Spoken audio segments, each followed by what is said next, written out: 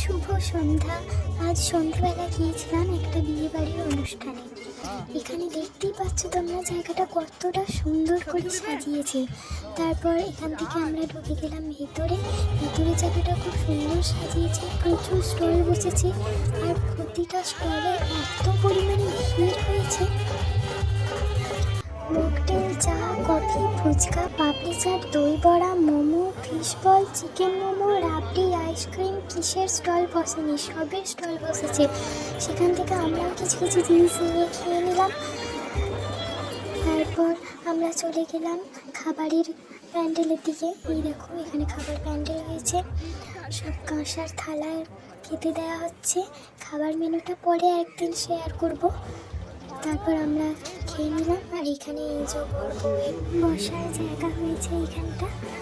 তো আজ এইটুকুই, দেখাচ্ছে পরের কোনো ব্লগে। রাধে রাধে।